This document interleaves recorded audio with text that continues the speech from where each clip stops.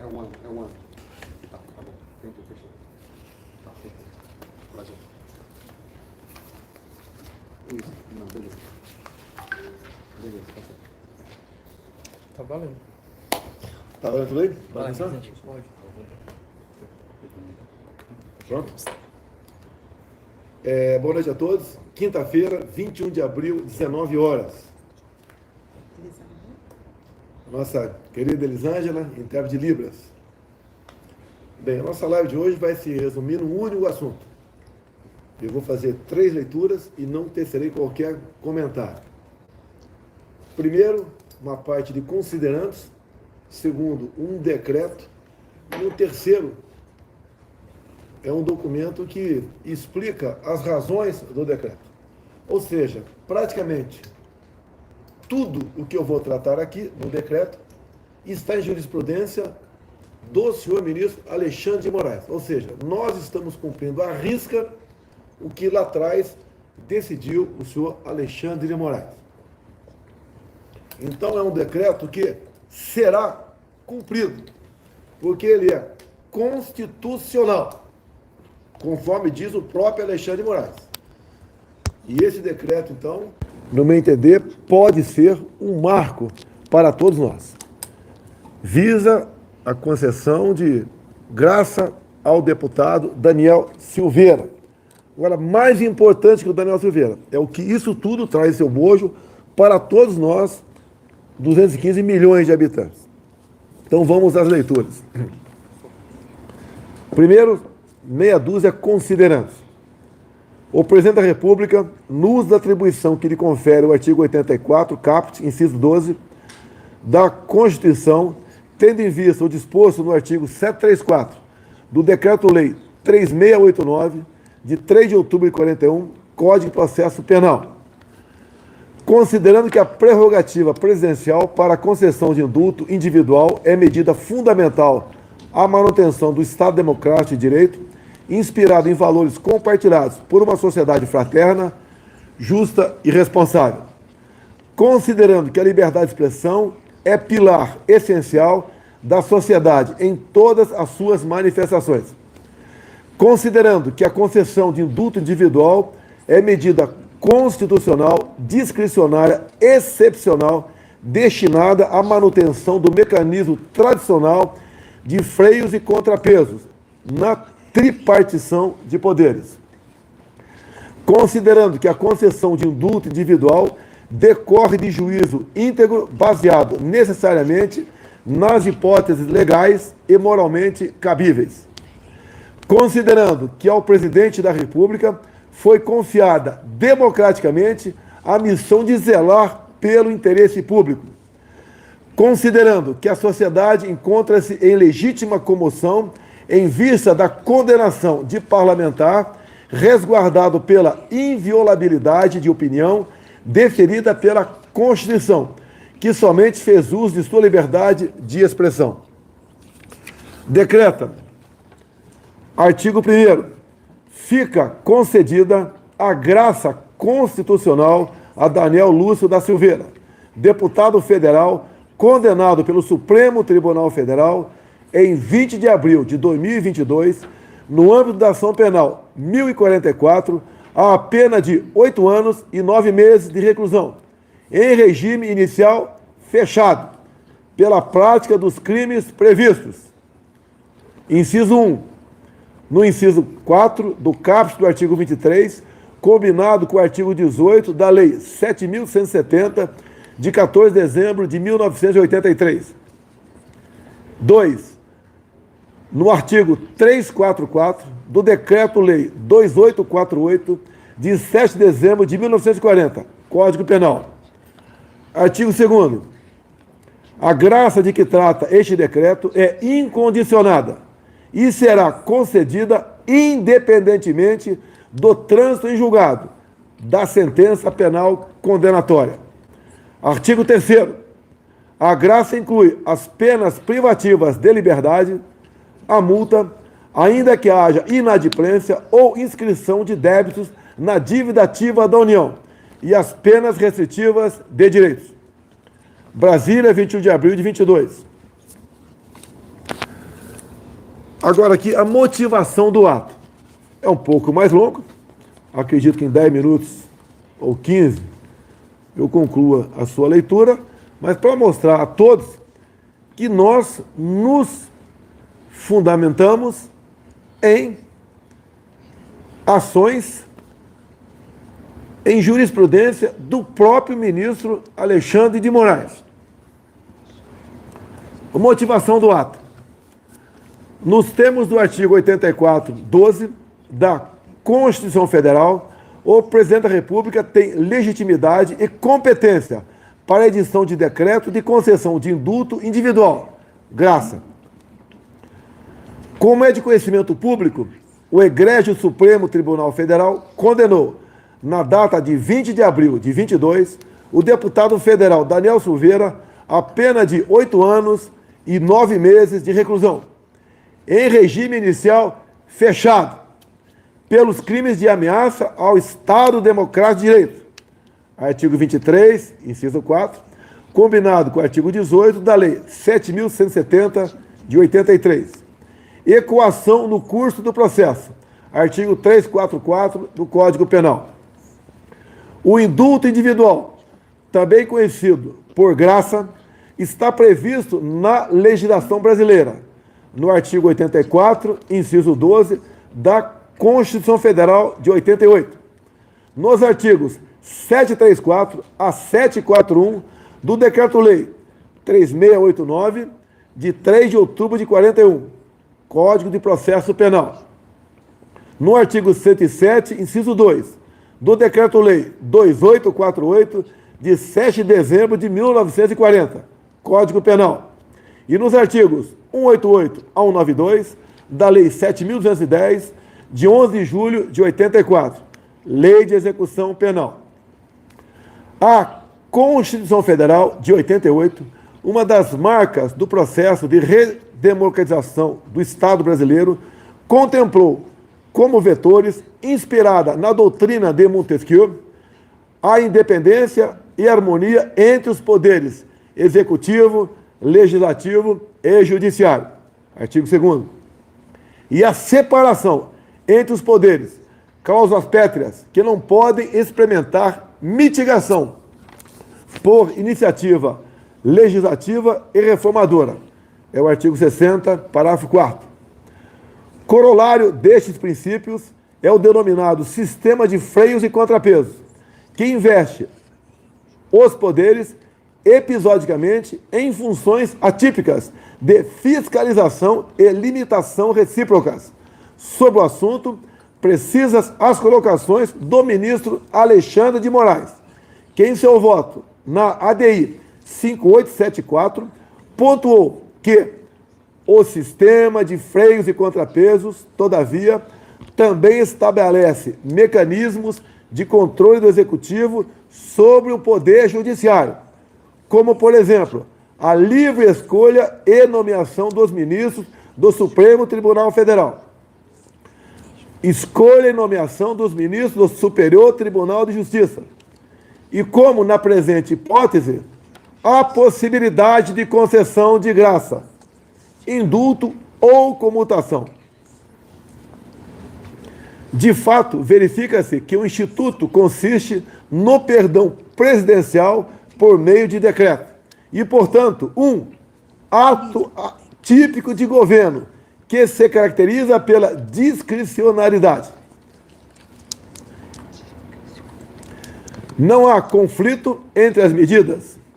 A condenação criminal labora no espectro jurídico decisório de prestação jurisdicional de pleito formulado pelo titular da ação penal, ao passo que a clemência constitucional se ampara em critérios de conveniência e oportunidade do titular da competência, ou seja, de discricionariedade, pelo que repousa em sede decisória política.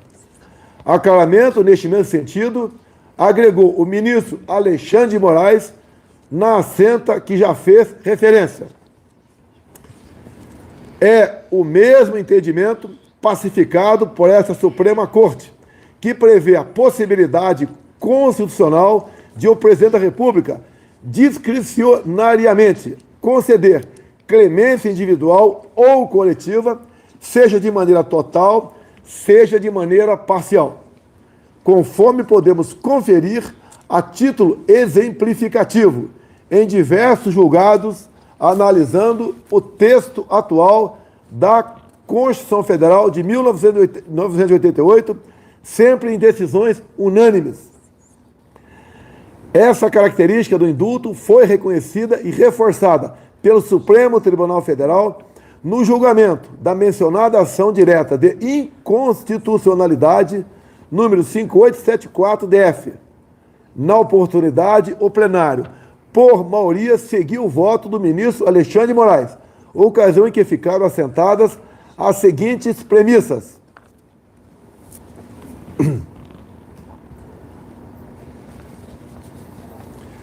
A Constituição Federal, visando principalmente a evitar o arbítrio e o desrespeito aos direitos fundamentais do homem, previu a existência dos poderes do Estado, independentes e harmônicos entre si, repartindo entre eles as funções estatais.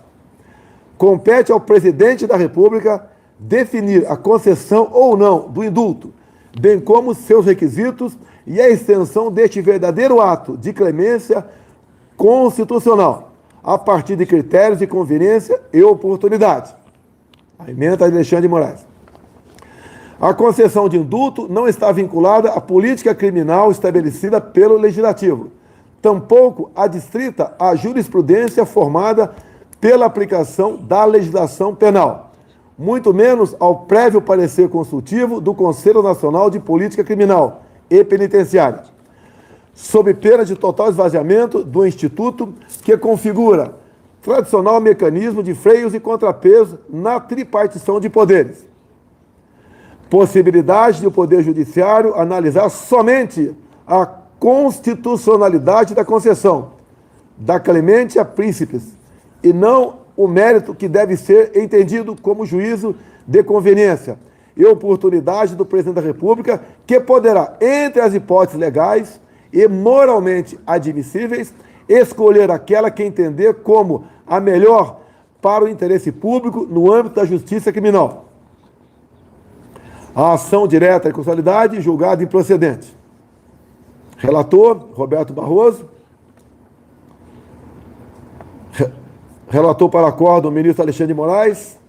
Tribunal Pleno, julgado em 9 de maio de 2019. A graça pode ser concedida a crimes de qualquer espécie, inclusive os de ação penal privada.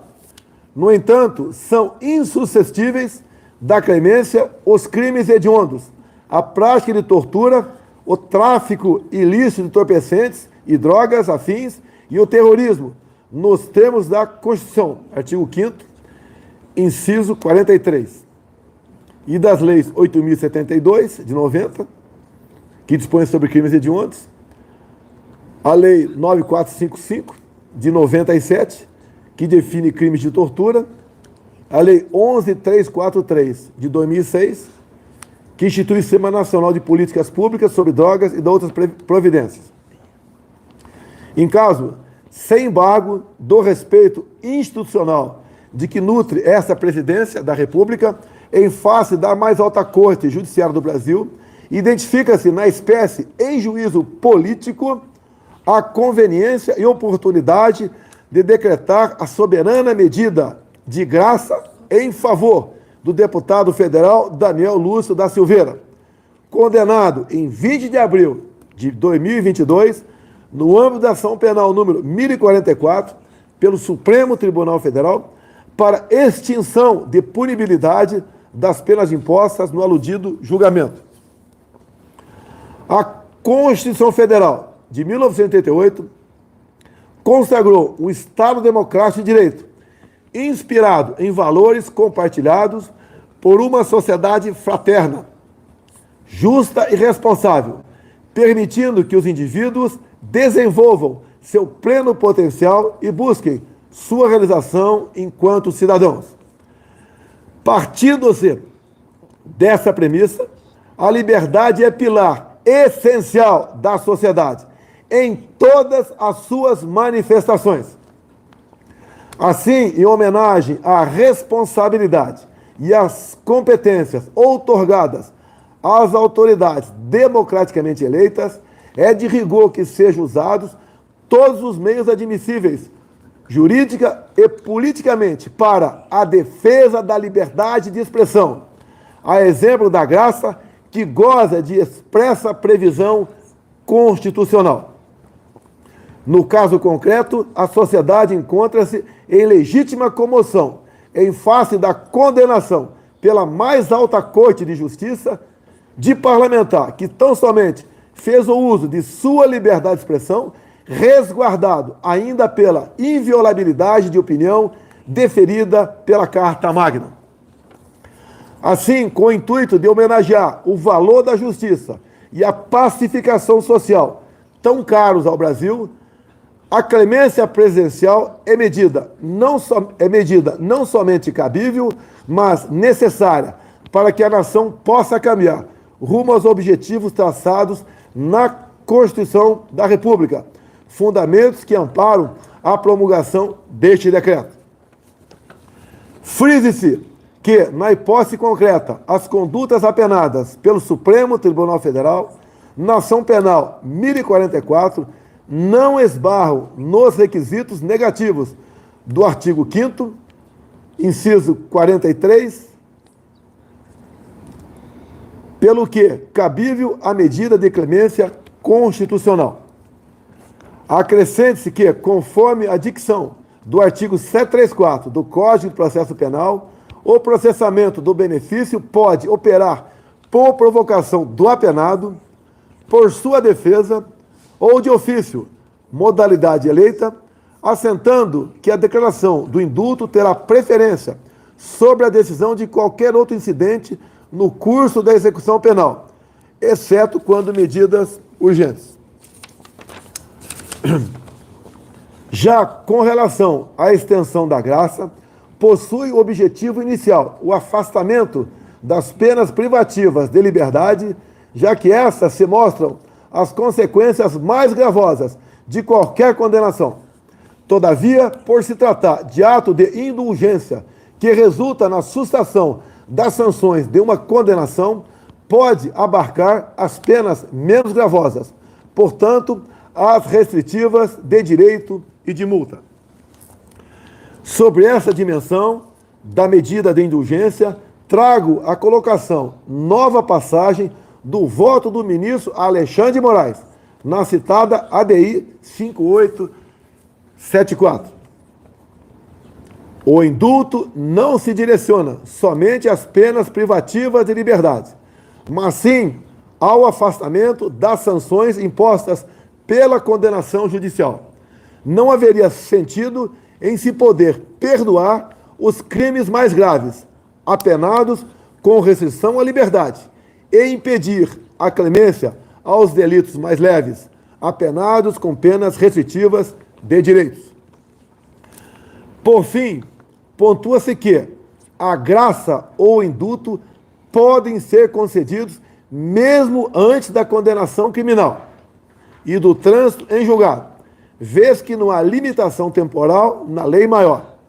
Esse aspecto fora igualmente abordado no julgamento da DI 5874, em que se afastou a inconstitucionalidade do artigo 11 do Decreto 9.246, de dezembro de 2017, que concedia indulto coletivo. Oportuna a reprodução das seguintes passagens dos votos dos ministros Alexandre de Moraes e Gilmar Mendes, respectivamente. Alexandre de Moraes, abre aspas, da mesma maneira, em relação ao artigo 11, a Constituição Federal não limita o momento em que o presidente da República pode conceder o indulto, sendo possível isentar o autor da punibilidade mesmo antes de qualquer condenação criminal. A despeito do pedido do requerente para declarar a inconstitucionalidade dos incisos 1, 2, 3 e 4 e do artigo 11, apenas o 2 foi suspenso pelo relator. Isto é, suspendeu-se a concessão do indulto na pendência de recurso da acusação, pois a pena ainda pode ser ampliada, o que alteraria o marco de referência para a concessão do indulto. Na doutrina, afirma-se: verificamos a possibilidade de se receber o indulto antes do trânsito em julgado. O indulto presidencial,